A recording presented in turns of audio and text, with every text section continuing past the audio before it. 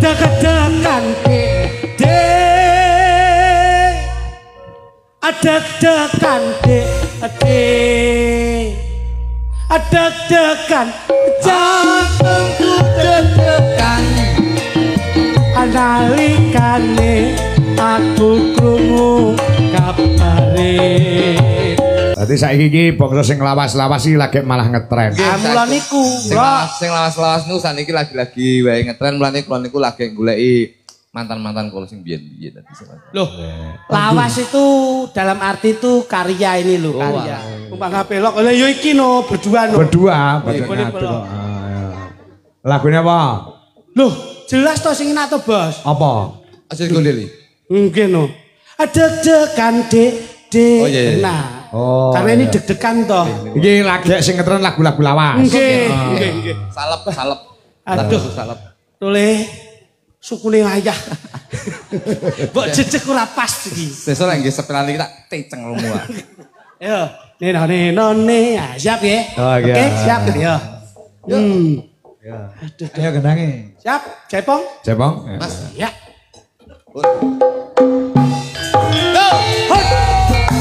Mas Colo.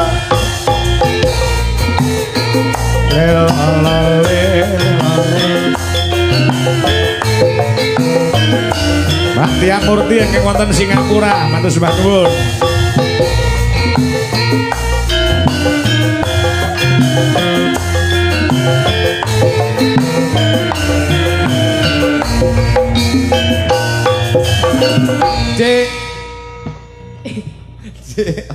Deg-degan ngono lho. Lah nggih. Kowe kok melu, kono ki yo melu ngopo ngono lho. pokoke bengi iki kok lucu.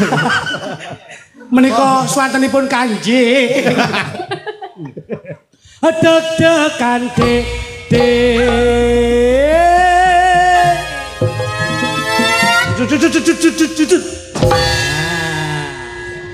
Deg-degan de.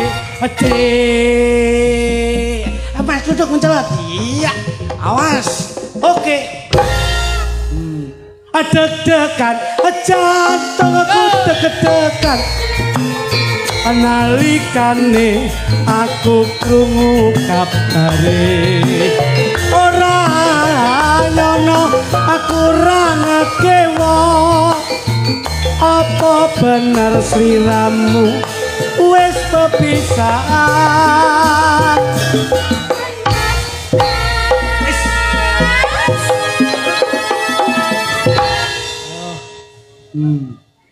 Teratapan jantungku teratapan.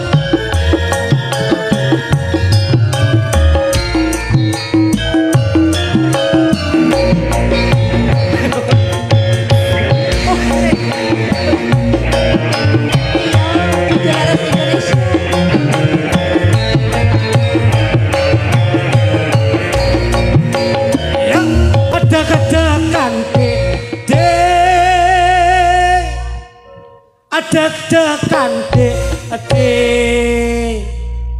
deg-degan jantungku deg-degan nalikane aku krungu kabare. Ora nyono aku ora ngekewo. Apa bener sliramu wis pepisahan.